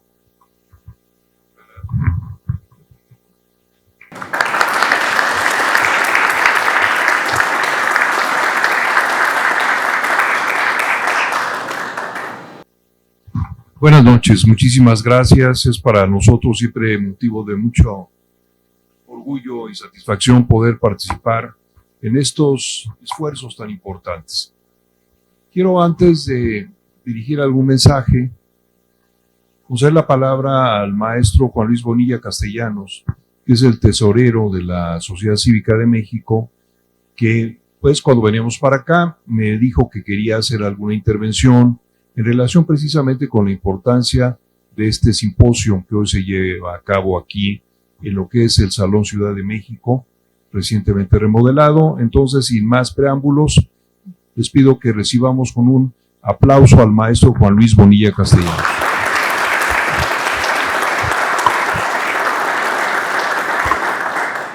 Muy buenas noches a todos ustedes.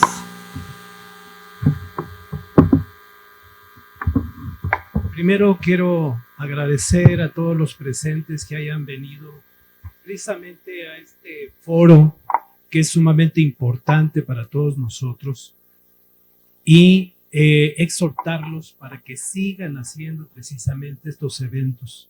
Tenemos un lugar maravilloso que fue remodelado hace poco, gracias a nuestro ilustre y poderoso hermano ingeniero Juan Martín Valtierra, que nos ha quedado de veras de primer mundo. Creo que tenemos que aprovechar este punto de encuentro para que siga habiendo este tipo de intervenciones por parte de todos ustedes, del Supremo Consejo de México y de la sociedad civil. Asimismo, pues aquí a los hermanos que tengo algún tiempo de conocerlos, pues quiero agradecerles. Voy a empezar con Jesús Miguel Jaques Domínguez, que no está. Él es el que estuvo en la videoconferencia. Ilustre hermano Ricardo Jaques Cortés, te agradezco muchísimo tu intervención.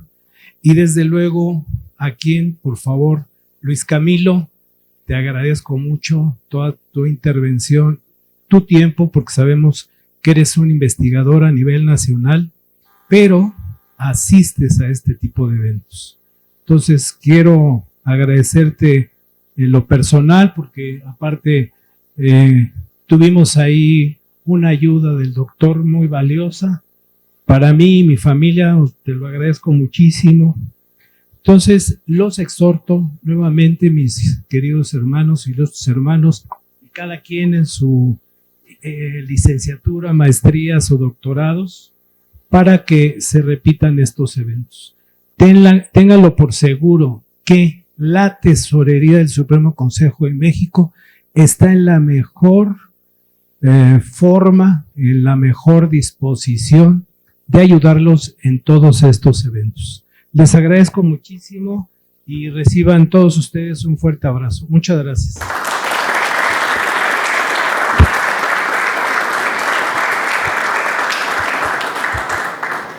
Muchas gracias, les agradezco mucho realmente. Como lo dijo el maestro Bonilla, pues hemos hecho un esfuerzo entre muchos hermanos para que sea posible la mejora permanente de lo que es el edificio sede del Supremo Consejo de México, en todas las cosas. Lógicamente, es un trabajo interminable. Nosotros empezamos en determinadas actividades y fuimos avanzando, y como es natural en el mantenimiento y mejora de los espacios, pues siempre hay cosas pendientes por hacer. Entonces, hay un esfuerzo muy importante del oficial mayor, que es, como ustedes lo saben, nuestro ilustre y poderoso hermano Germán Aldama García. Y bueno, pues también tenemos como la placa que está a la entrada de este recinto, lo consigna el apoyo extraordinario de nuestro ilustre hermano Francisco Chiguil Figueroa. Gracias a todos los esfuerzos de muchos hermanos hemos logrado esto, y con el objetivo que hoy se logra como una cosa interesante, que uno de los expositores pueda hacer su exposición de manera remota con los apoyos y la tecnología necesaria para que esto se pueda lograr.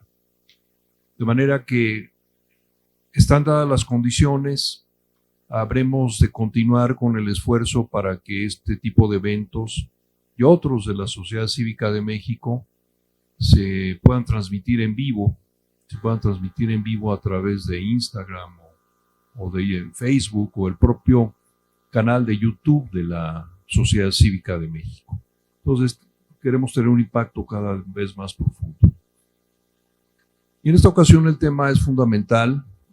Los felicitamos, tanto a los organizadores, a la Sociedad Cultural Giordano Bruno, que hizo el esfuerzo de concretar este evento, a los propios expositores, dos de manera presencial, uno de manera remota, y desde luego a todos los asistentes, a la delegación de la Ciudad de México, de la Sociedad Cívica de México, a la Oficialía Mayor de la Sociedad Cívica de México, que de manera conjunta y coordinada facilitan este evento, y habrá otros. El siguiente evento, al que están todos cordialmente invitados, es el 29 de agosto, que dictará una conferencia el doctor Gerardo Esquivel, economista que entre otros cargos ha sido vicegobernador del Banco Central y bueno, pues estará haciendo una exposición sobre el tema de lo que es la pobreza y la falta de recursos en grandes sectores de la población. Están todos cordialmente invitados y haremos también ese esfuerzo, no solamente de grabar el evento, sino de transmitirlo en vivo. Sin mayor preámbulo, creo que es menester llegar al punto de la entrega de los reconocimientos, para lo cual mucho agradecería a los asistentes nos pongamos de pie. Dice así: Sociedad Cívica de México y Asociación Cultural Giordano Bruno número 174 otorga el presente reconocimiento, bueno, en este caso a nuestro ilustre y poderoso hermano Ricardo Jaques Cortés, en agradecimiento de su brillante participación para alcanzar los objetivos en la búsqueda del conocimiento filosófico. Las aristas de Giordano Bruno. Ciudad de México, 14 de agosto de 2024, con las firmas del Coordinador Nacional de la Sociedad Cívica de México, el doctor Enrique Velasco Portugal, y el presidente de la Asociación Cultural Giordano Bruno 174, nuestro hermano Antonio Rodríguez del Valle. Es cuanto. Muchas gracias.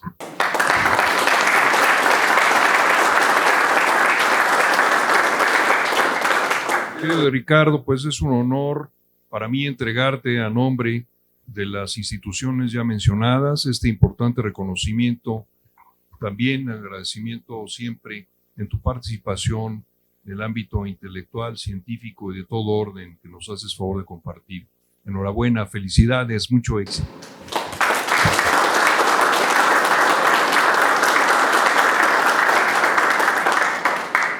Los mismos términos para el doctor Luis Camilo Ríos Castañeda. Camilo, me es muy grato entregarte ese reconocimiento a nombre de estas importantes instituciones, con el agradecimiento por tu participación y presencia en este evento. Muchas gracias, felicidades.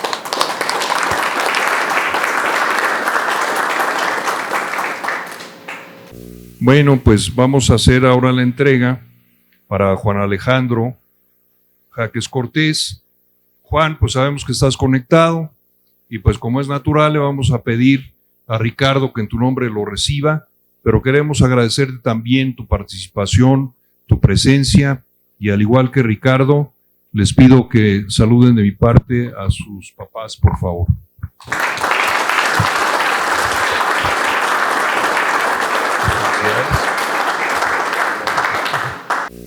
Este me parece también un reconocimiento igual de importante a los ya entregados. En este caso es nada menos que para el titular de la delegación de la Ciudad de México de la Sociedad Cívica de México, el doctor Jorge Joaquín Gómez de Silva Cano.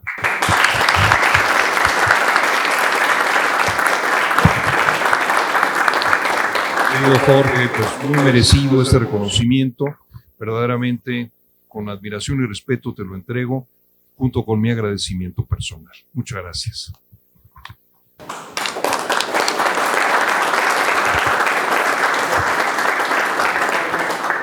Y bueno, sin pasar de lado a nuestro poderoso ingeniero Juan Martín Valtierra Nájera, y en agradecimiento por el apoyo que recibimos por parte de la Sociedad Cívica de México y por el Supremo Consejo, era muy importante para nosotros entregarle un reconocimiento por todo este apoyo para los temas culturales por parte de nosotros. Le agradecemos, ingeniero, realmente es un trabajo incansable el que usted realiza y le agradecemos el espacio y le agradecemos todo el tema de la convocatoria y el apoyo por parte de las instituciones. Muchas gracias, ingeniero.